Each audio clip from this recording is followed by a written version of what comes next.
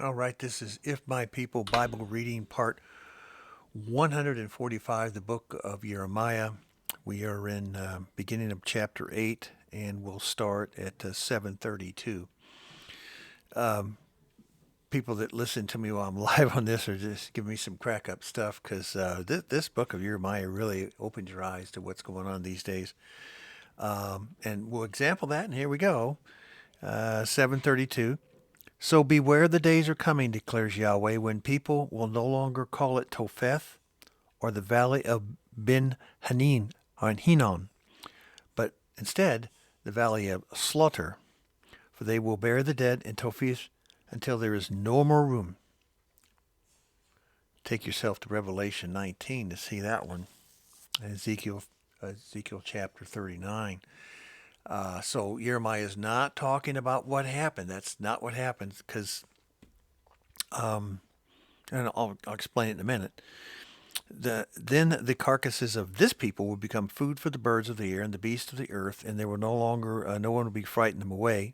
And I will bring an end to the sounds of joy and gladness and to the voices of the bride. Listen to the words here. I will bring an end to the joys of sound and gladness and listen to the voices of bride and bridegroom in the towns of Judah and the streets of Jerusalem, for the land will become desolate.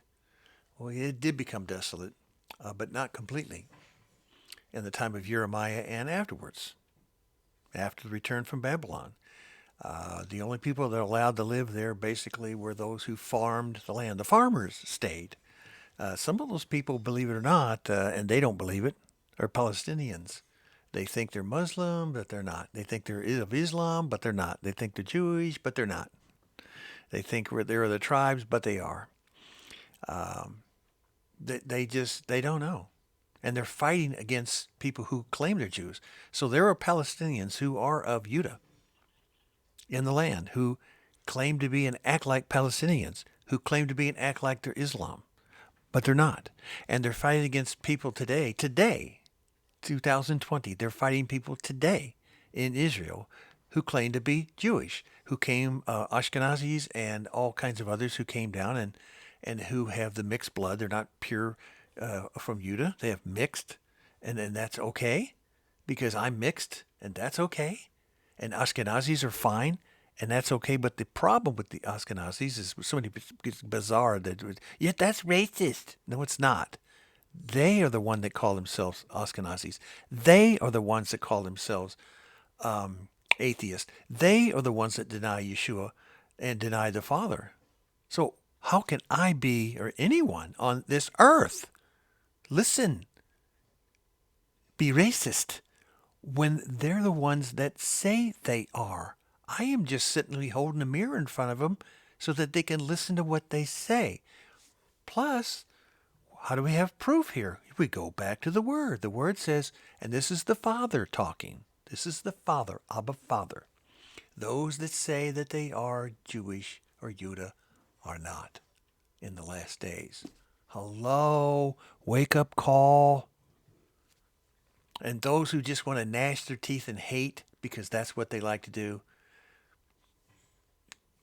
have at it. People are just tired of hearing your crabby yelling, screaming, hollering. Nobody cares anymore. There's a coldness in the land. Catch the drift? Okay, now we're in chapter 8. And at that time declares Yahweh, the bones of the kings and the officials of Judah, the bones of the priests, the prophets, the bones of the people of Jerusalem will be removed from their graves. They will be exposed to the sun, the moon, all the stars of the heavens, and they have loved and served, or which they have followed and consulted and worshipped. They will not be gathered up or buried, but will be like refuse lying on the ground. Now, during the time, this is a comment, during the time of the Babylonian siege in Jerusalem, most of the dead were taken outside the city. They starved to death for the most part and dumped. They were thrown off the walkway, the East Gate walkway that leads up to the altar where the red heifer was burned. There was a walkway there, and they were dumped over. And during the time of Yeshua, that area was called Golgotha. So no, Golgotha was not north or west of the city of Jerusalem that when you go to Jerusalem and you take the tours, the stupid tours that people go on, they take you to these phony places. That's now Golgotha. Why? Because Golgotha says place of the skulls. It's not the shape of a hillside that was carved in by rain that looks like a skull. That's where you're going today. It was called the place of the skull because the only thing you could see when you looked over that dropway east of Jerusalem, up on the hillside, you saw nothing but white skulls sitting there, and it became Golgotha. There it is, plain as day, in the Word, not from somebody down the street or somebody on a television show. This was located just east of the temple site, which is not the current temple site at all. That's where the Romans stayed. Today, if you were looking for Golgotha, where it would be, in Hinnom Valley, it would be, there's a highway, a 4-lane highway that runs south of the temple site, north of the city of David, in the Ophel area, the only area in Jerusalem that was plowed under as prophesied. That valley that goes down and goes up. There is where that was. So anyway, verse 8. How can you say we are the wise, for we have the law of Yahweh, when actually the lying pen of the scribes have handled it falsely? So even during the time of Yeshua, he didn't listen to what the scribes and Pharisees say. It's because they were false liars. And it's gotten worse today. Now we have the institutionalized churches telling all kinds of stories. Okay. Chapter 9, verse 13. Yahweh said, it is because they have forsaken my Torah, which I set before them. They have not obeyed me or followed my Torah. And the word is or. Not only obeyed me, but they haven't listened to my Torah either. Comment. This is in the Mikra, but will never go away because Yeshua is the Word, and the Word is truth. And so this chapter also points to the day and age, not just when Jeremiah wrote this scroll down here. It goes on. There's going to be a lot of weeping and wailing in the time of Jeremiah and in the last days.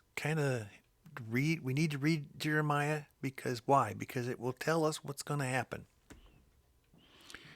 Chapter 10. Hear what Yahweh says to you, O house of Israel, not house of Jews, house of Israel. This is what Yahweh says. Do not learn the ways of the nations or be terrified by the signs of the sky through the nations, though the nations are terrified by them. Well, that's all we hear about today. And the trillions of dollars worldwide of all these caverns and tunnels and hideaway underground bunkers being built to protect our system, our financial system, our government, everything. Trillions. The world is bankrupt right now, totally bankrupt. Verse 3, for the customs of the people are worthless. Now, you Christmas people, here we go. Uh-oh. They cut a tree out of the forest, and a craftsman shapes it with a chisel. Does that sound familiar? They adorn it with silver and with gold. And Christmas lights that twinkle from Walmart. They fasten it with hammer and nails so it will not teeter-totter. What's that sound like? Yahweh is mocking these people. Now, we're not talking about pagan heathens. We're talking about Christians. Yahweh knows what the pagan heathens are going to do. They will never bow down to him. They will never repent. So he's done with them. He's talking to you. He's talking to fellow friends of yours. You may be in this way what I'm reading, and you understand it, and you may say, oh, Bruce, this is great stuff. But how many friends do you know that you've talked to, and they look at you and your family and your own personal family members who think you're nuts? Like a scarecrow in a melon patch, their idols cannot speak. Talk about the trees, too. But they all gather around the trees and sing Kumbaya.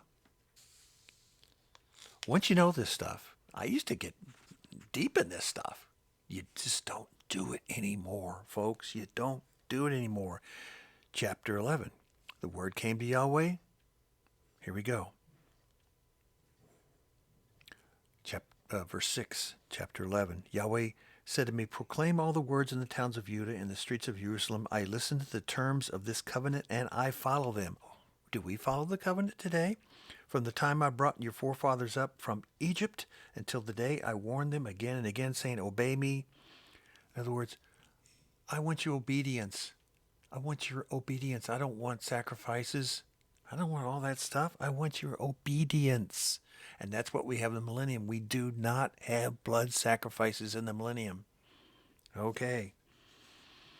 Do people, will there be blood in the millennium because animals are cut up to be eaten? Well, yeah, that's what the Levites do. Yeah, hello. That's what all those animals and finances and offerings, free will offerings, sacrifices of praise, that's what that's all about. So yes, there will be all kinds of gifts and offerings brought to this the oblation sanctuary area in the millennium, but not animals for cutting their heads off. Yahweh never wanted that, and he's not going to put up with it. And if you do it, it's an abomination to him. There's your abomination of desolation. Not some heathen on the hill talking to Satan or cutting a pig up in a sanctuary on a temple site that everybody claims is a temple site, which is now it's not a temple site. People are just so confused because they don't read the word. Just read the word here and don't listen to all the nonsense out there. Test everything I say. I don't know how many times I have to say this. Test everything I say. Question everything. Read the word. Rightfully divide it. Verse 14, do not pray for this people, nor offer any plea or petition to them, because I will not listen when they call me in the time of their distress. So how many people and how many churches pray for the pagan behaviors today in Israel? Oh, the Jews, they're going to start doing their sacrifice again. We are so looking forward to it. Really? It says here, do not pray for them. Do not. Don't follow those TV commercials where they show you all these people, these extremely old people, and they're giving them Hanukkah candles and everything. It's very important that we give them exactly what they want. If they're not profaning Yeshua as proclaiming Yeshua as their Lord and Savior, then no. Don't encourage and embellish hating Yeshua. Those who hate Yeshua. Don't. For the love of Yah.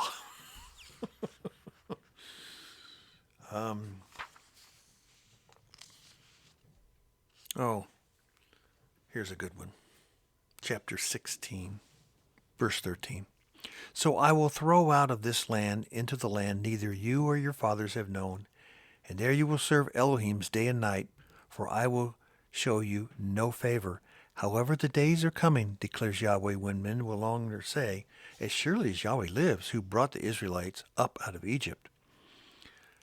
But they will say, as surely as Yahweh lives, who brought the Israelites up out of the land of the north and out of the countries of where they had banished them, for I will restore them to the land I will give their forefathers.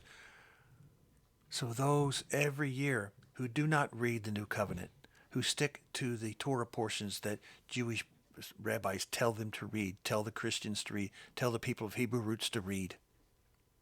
They practice this over and over again about Egypt, Egypt, Egypt, Egypt, and the first Exodus, the first Exodus, the first Exodus. What did you just read? In these days that we're living in now, these days, and so we know the new covenant because Yeshua pointed his 1,050 Torah commands to us, which is totally ignored by Christian churches, totally ignored by Messianics, totally ignored by Hebrew roots. Sorry. Am I wrong? Test me. I'll say it again. Verse 15. But they will say, that's us, that's now. Instead, they will say, as surely as Yahweh lives, who brought the Israelites up out of the land of the north and out of the countries where he had banished them, for I will restore them to the land I gave their forefathers. They have not been. Israel, the people, have not been restored in 1948, folks. We're not allowed to live there. Check the laws. We're not allowed to. Check the next one out, 146. You're going to need to know it. See you then.